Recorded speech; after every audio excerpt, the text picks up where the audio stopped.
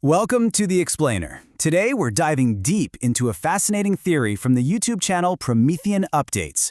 It's all about a hidden global conflict that, according to them, has just been dragged out into the open for everyone to see. So the source video kicks off with this very specific quote, and really, this sets the stage for everything that follows. The whole idea is that we're not just talking about politics here.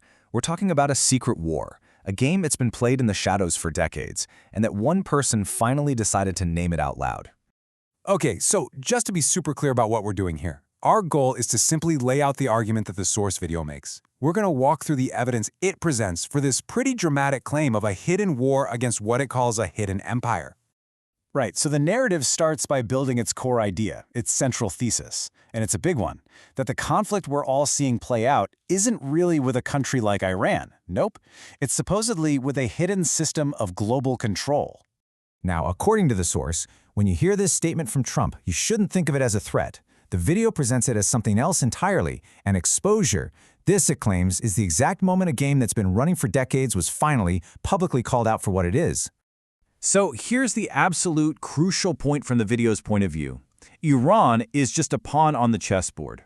The real targets, it argues, are the financial choke points and the energy dependencies that supposedly make up the very foundation of this alleged imperial control. Okay, so let's get into the first major front in this so-called war, at least as the source lays it out. And that's the physical battleground, control over the world's most critical oil shipping lane, the Strait of Hormuz. The source defines a choke point as, the ultimate leverage point, and it argues that for more than 100 years, the Strait of Hormuz was the empire's #1 asset.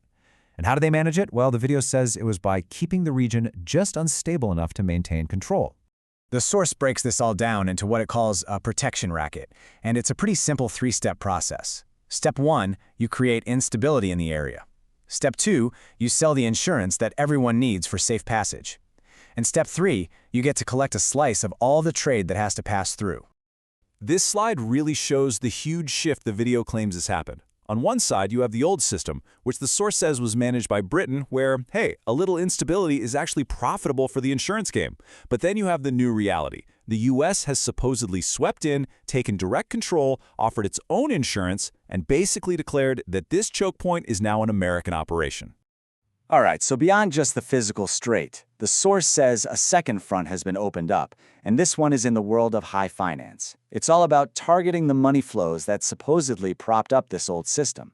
The video actually points to news reports about authorities in the UAE arresting dozens of money changers who were linked to Iran's IRGC. This move, it argues, was the very first shot in shutting down what it calls the financial washing machine for oil money. Then the source highlights what it calls a key weapon in this financial war, Section 311 of the Patriot Act. It's described as the nuclear option for a reason. It can totally sever a foreign bank's access to the US dollar, which, effectively shuts down its ability to do business internationally. It's a game ender. Now, according to the source, the timing of this statement from the Treasury Secretary is everything. It came right before military action, and the video presents it as a very public warning shot, a declaration that the financial system itself was about to be used as a weapon. And then, the narrative brings this whole financial war directly to the City of London's doorstep. The source actually names specific institutions, from crypto exchanges all the way to Santander UK, that it alleges could be next in line. That puts London's financial heart squarely in the crosshairs. So let's move on to the third and final front. According to the source, this one isn't about ships, it's not about money, it's about strategy, capability, and who depends on whom.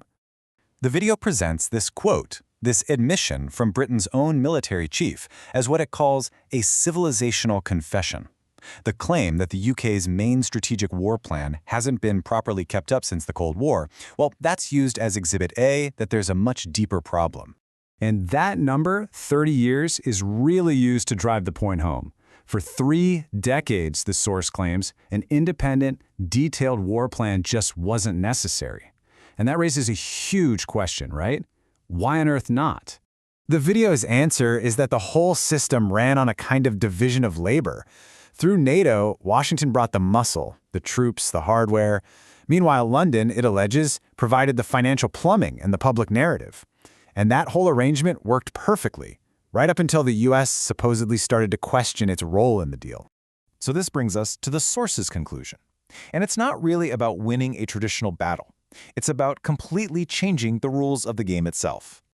The source grabs this quote and uses it to argue that the victory was in the bag before any deal was even on the table. How? Well, from its perspective, it's because the entire nature of the game had already been changed. So here's the bottom line. Winning in this story wasn't about sinking ships or beating an army on the field. It was about dragging a whole hidden system of choke points, of financial pipelines, of military dependencies out into the open for all to see. The victory was purely informational. And this single line from the video, it basically sums up the entire theory in one sentence. The argument is that this whole system could only operate in the shadows. Its primary power source was secrecy. So the moment you name it, the moment you expose it, the game just can't be played the same way anymore. At the end of the day, the theory that Promethean Updates puts forward is, at its heart, an incredibly powerful story. And whether you buy into its conclusions or not, it kind of forces you to think about a much broader question. What really is the power of a narrative? And how are stories themselves built, and maybe even used as weapons in the conflicts of today?